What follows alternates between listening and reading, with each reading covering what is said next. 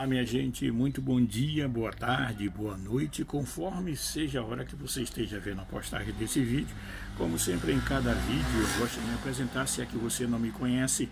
O meu nome é Jaime Viana e eu sou mais um entre os milhares a batalhar pela fé que uma vez foi dada aos santos. Eu estava aqui pensando comigo, meditando e pensando, fazendo uma comparação entre o crente ou o cristão em Jesus Cristo, o crente em Jesus Cristo, ou o cristão de 30, 40 anos atrás, que foi a época em que eu me converti, foi a época em que eu aceitei a Jesus como Senhor e único suficiente Salvador na minha vida, foi a época em que eu deixei tudo aquilo que eu fazia antes, tudo aquilo que eu achava que era certo, mas quando eu fui confrontado com a palavra, como eu sempre digo, que o Evangelho, além de o Evangelho ser o poder de Deus que liberta, eu creio pela fé que o Evangelho também é confronto, quando nós paramos e fazemos uma análise na nossa vida, para vermos o que é certo, para vermos o que é errado e confrontamos com a palavra de Deus. E eu me lembro que naquela época as orações parecia, isso é uma maneira de eu ver. Comparando com os dias de hoje, eu me lembro que os crentes daquela época eram crentes que realmente nós íamos fervorosos para a igreja. Nós chegávamos lá, dobrávamos o nosso joelho, íamos orar, ia buscar a Deus, né? Íamos realmente atrás daquele que pode todas as coisas em nossa vida. Não que precisássemos deslocarmos até a igreja, mas por ser o princípio do conhecimento de Deus, pela mudança, nós nos reuníamos ali naquele local.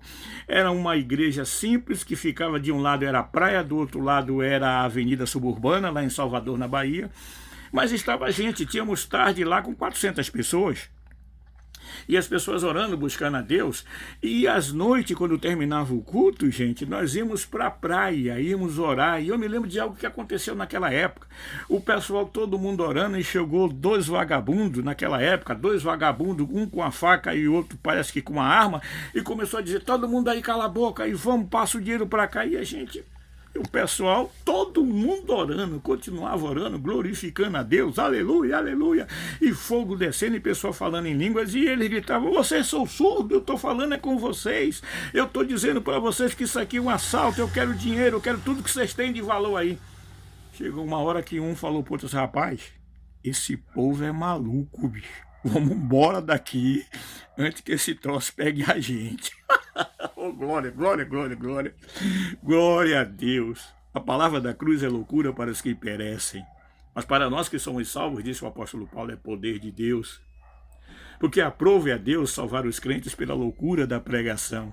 Naquela época estava todo mundo tão envolvido. Estava todo mundo buscando, com sede, com vontade de vitória, entregando a sua vida ao Senhor, os seus problemas, as suas lutas, as suas dificuldades, que o resto era resto. Que pudesse vir o que viesse, pode vir o que vier, pode vir o que quiser. Se Deus é por nós, quem será contra nós? Estava se cumprindo em nossas vidas. E eu faço um comparativo concreto no dia de hoje, que hoje, com tanta tecnologia que não tinha naquela época, mas hoje com tanta tecnologia, com as redes sociais, com os meios de comunicações, o WhatsApp, com o Facebook, com o YouTube, hoje nós escolhemos, eu não vou nessa igreja não, porque o pastor me falou uma coisa que eu não gostei. Aleluia. Irmãos, hoje está do jeito que o diabo gosta, porque parece que deixamos de nos fixar na palavra, de olhar para a palavra, de nos inspirarmos na palavra.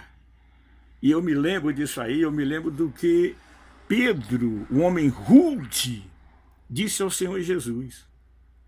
Quando o Senhor Jesus começou a falar que se alguém quisesse vir após ele, deveria negar-se a si mesmo, tomar a sua cruz e seguir. E logo em diante, no capítulo 6 do Evangelho de João, já agora no Evangelho de João, capítulo 6, versículo 68, se não me falha a memória, está lá agora o Senhor perguntando, e você, Pedro, você não vai me dizer nada, você não vai querer me deixar também? E Pedro diz a ele, para onde iremos nós, Senhor, se só tu tens as palavras de vida eterna? Então parece que hoje estamos errando a diretriz da coisa. Vamos atrás de bênção, somos papa-bênção, não, porque naquela igreja se ora com poder, naquela igreja o milagre acontece, naquela igreja...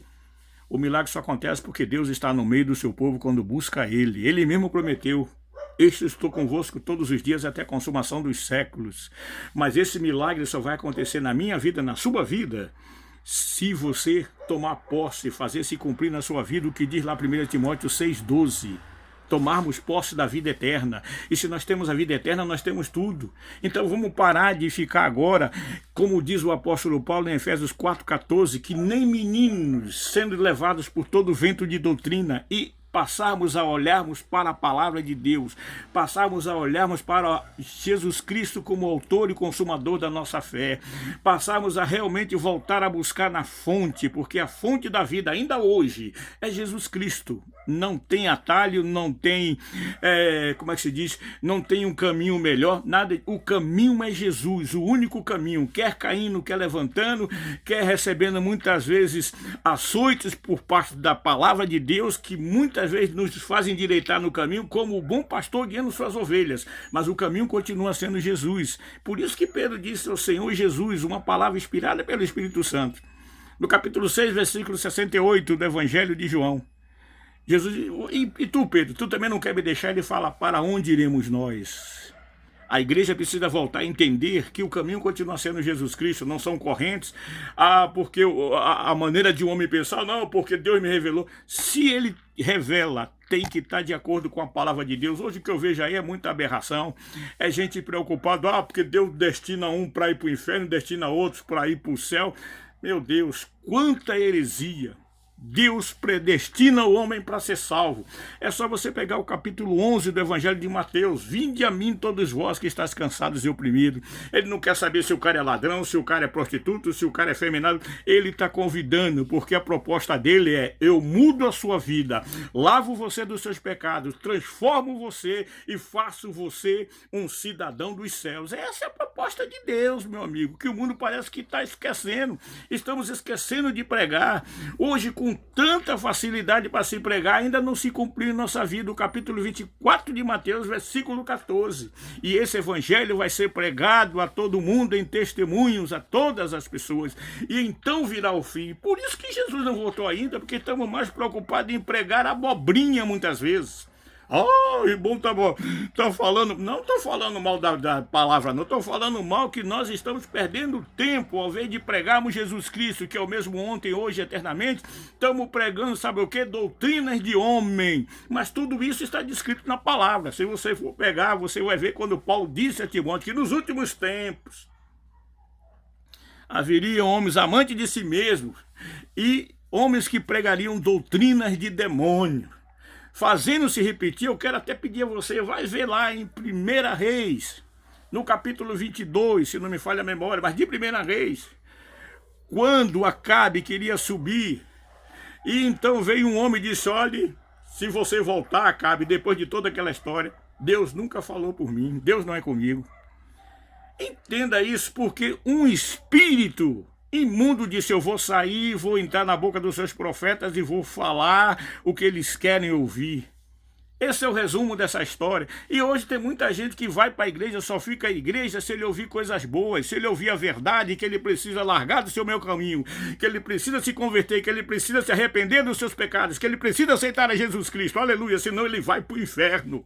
Ele pode estar dentro de uma igreja, mas continua fora do plano de Deus, porque só é de Deus, só está no plano de Deus aquele que aceita Jesus, aquele que se submete ao Senhor como Senhor em sua vida, aquele que faz se cumprir sua vida, que está no capítulo 2, versículo 20 do livro de Gálatas, aquele que está em Cristo, não, que se diz no capítulo 2, versículo 20 versículo 20 do livro de Gálatas. Chega a ficar eufórico no meio como é que se diz, dessa palavra, porque é algo que eu faço, eu peço a Deus todo dia, transforma a minha vida.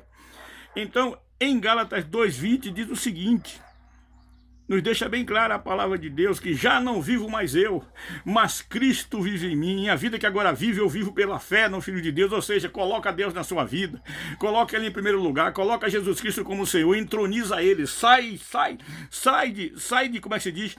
Sai de cena e deixa o Senhor brilhar na sua vida para que todos vejam a diferença entre o que serve a Deus e o que não serve. É uma diferença hoje. Hoje no culto a gente chega, antes do culto é aquela baboseira toda, é muita conversa fiada, kkk. Agora na hora do culto tem lugar aí que você chega a ouvir uma mosca. A mosca voando, porque todo mundo está tão quieto, tão calado. Meu Deus, tomara que acabe esse culto, quero ir para casa, não sei o quê. É criança que toda hora é jovem, adolescente, até gente velha, toda hora dá vontade no banheiro só na hora do culto. Quer dizer, cadê o culto? Cadê a reverência ao Senhor? Tudo isso aí hoje, qualquer coisa eu vejo o culto em casa. Hoje eu não vou, não, eu vou ver online, eu vou ver o culto em casa. Se você mesmo, não, que é um sacerdote, você não age como tal, aí depois, a minha família, eu e a minha casa servimos ao Senhor. Como é que vai servir desse jeito se nós não dermos o exemplo? Então fica aqui a nossa palavra, inspirada por Deus, eu creio em nome de Jesus Cristo. Se eu estiver errado, me corrija. A igreja precisa buscar o reavivamento, o dilúvio, não o dilúvio de água, mas o dilúvio do Espírito Santo em nossa vida, porque no final de tudo Jesus está voltando. E ai de você, e ai de mim, se não estivermos preparados para encontrar com o Senhor nos ares, tá certo? Muito obrigado pela sua atenção, obrigado pela sua participação. Se possível for, compartilhe conosco. Se não, tudo bem, fique tranquilo. Deus conhece todas as coisas e eu estou aqui entregando para você uma mensagem de vida e paz. Fica na paz que o resto a gente corre atrás em nome de Jesus. Amém. Graças a Deus. Até a próxima. Amém, Jesus. Amém, Senhor.